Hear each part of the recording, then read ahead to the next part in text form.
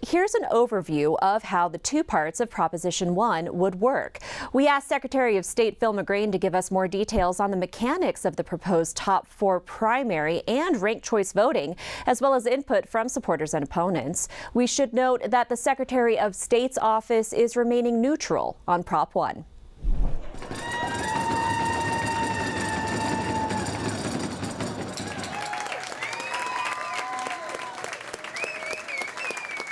Currently, we have separate primary elections based on the political parties. So Democratic Party selects its nominees, the Republican Party selects its nominees, as well as Libertarians, Constitutionalists.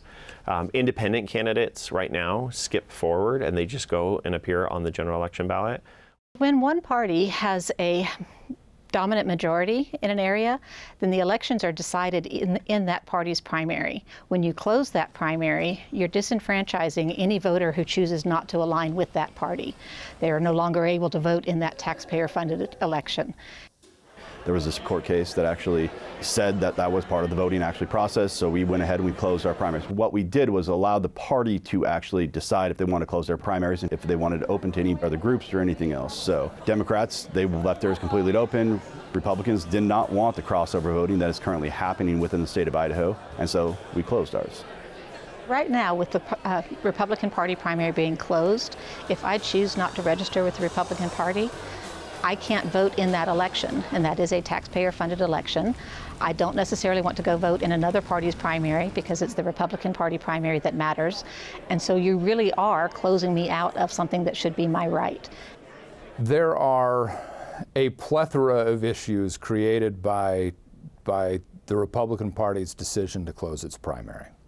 The most obvious, and the one that I think is driving a lot of the support for this initiative, is simply the fact that it disenfranchises 270,000 independent voters in Idaho.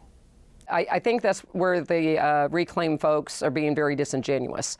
What they're saying is that 270,000 folks who are really unaffiliated, they don't have a right to vote in the primary. Well, first of all, it's not a primary. That's our nomination of our candidates for our party. You're also incentivizing voters who don't necessarily align with that party to register with that party so that they feel like their vote has a choice. As an unaffiliated voter, right now, you could walk in on primary day, ask for a ballot, and if you said, I'd like a Republican ballot, are you Republican? No. Well, you can register as a Republican right now and receive a ballot. It is resulting in an unnaturally large Republican Party, because everyone is joining because they want to vote in that election. So in 2013, 59% of voters were registered as independents. That number today is 29%. Conversely, 32% of registered voters in Idaho were registered as Republicans. That number today is 59%. There has been a massive shift in Idaho from independents to Republicans. These are people that don't have any particular allegiance to the Republican Party. Obviously, there was a concern when they originally went to the closed primary. And sure, it's going to always happen. You know, that actually happened when Rush Limbaugh started Operation Chaos to switch over and try to mess around with Hillary Clinton's race. But, you know, that was something that's been going on for a long time. What this would do is, instead of separate primary elections by party, it will combine all of the candidates, regardless of party, onto the same ballot, and then voters would select their favorite candidate. Same way we currently vote, where you select one candidate, you just select your favorite among all of them. It opens the primary so that everyone can participate. It does that by creating a nonpartisan open primary. They're not being truthful that this is just an open primary. No, this is it's a whole different ball game. I mean, there's multiple different primaries around the country. But this one is a jungle primary, or blanket primary, as it's also been referred to. In Alaska, in the jungle or blanket primary, there were 48 candidates. When I looked at that ballot, there's a few that I recognized, but how do people how does the public at large screen that many candidates? How do they know where they all stand? It's just a hot mess. It is just a hot mess. From all of those candidates combined, the top 4 vote getters would advance to the general election.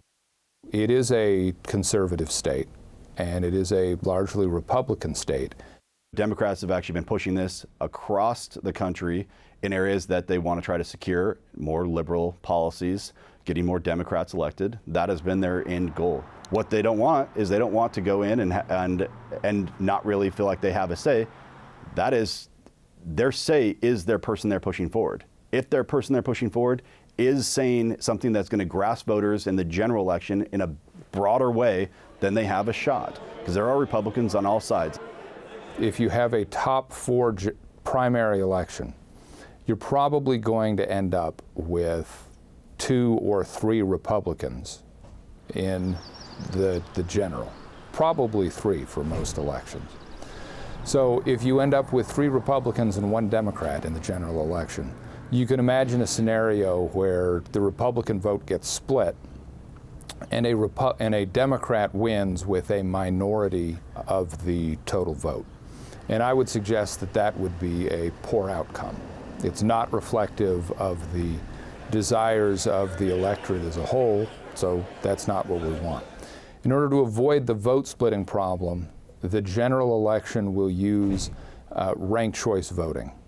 These 4 candidates that advanced forward, voters, instead of just picking their favorite candidate, which is what we're accustomed to now, would actually have the opportunity to rank each of the candidates based on preference. So your first candidate, just like you would normally, you would pick your favorite candidate, but then you would also be able to put in order of preference the remaining candidates that you would choose. So instead of just seeing, 1 oval next to each name, you would actually see 4 ovals next to each name, and more of a grid pattern that voters would complete in terms of making that selection.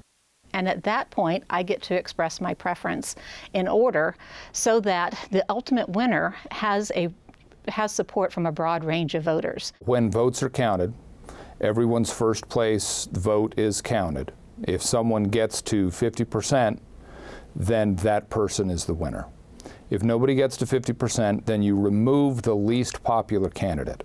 And if I'm a voter that voted for that candidate, then my next vote counts.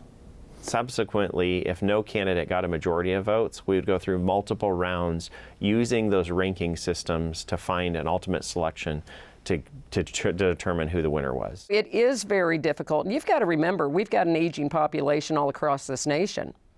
Most people have been voting for 50 years. The guy or gal with the highest number of votes wins. And now we're going to do this. And it really does disenfranchise a lot of seniors. They're just not going to go in and do it. It's really not confusing. We do ranked choice voting all of the time. I got really good at it during the pandemic when the supply chains were messed up, because you never really knew what was going to be on the grocery store shelves. And so it's like, please go to the store and buy this. If that's not available, buy this. If that's not available. And so we do it all the time. So it's really not that hard. I served as the county clerk before this role. My background was in the actual process of doing the vote counting, getting the poll workers trained, setting up the polling locations. That's done county by county. And it really fits us well because we have Ada County that has 300,000 registered voters, and we have Clark County that has less than 350 registered voters. And the systems that they use are different. Clark County hand counts their ballots because when you only have a couple hundred votes to count, you can do that. Ada County uses sophisticated machines at each of the polling locations because, again, when you have 300,000 things you have to work through, that's more of a process. And then all of the counties report up to our office, and we're just adding all of the results. That would change under Proposition 1. It really would force more of a statewide system. Right now, counties select what voting systems they use. We have 2 different vendors that work in the state, plus we have 6 counties that only count by hand because of their size. And so this would force those smallest, the Clark counties, would have to get equipment because there's no way for them to feed into the process without voting equipment. So that's a big change. Plus every county would need to be on the same system, which is not, even counties that have the same vendor don't necessarily use the same system. It's really tough to divine what it would cost. The range that we've seen is between $25 and $40 million. And the basis for that is looking at what we've already spent on the equipment we have today. There's going to probably be more cost in training. Here we have Custer County that uses paper ballots. Now that's going to be just a shell shock to a lot of these, or Clark. I mean, there's a lot of rural counties that just don't want to go there, but they're going to be forced to. I think we shouldn't be using machines at all, and that is what would be required if we go to a ranked choice voting system. This is the thing that we have to get right. This is the most fundamental right that we as Americans, that we in Idahoans have. And if it requires some upfront expense, then you do it.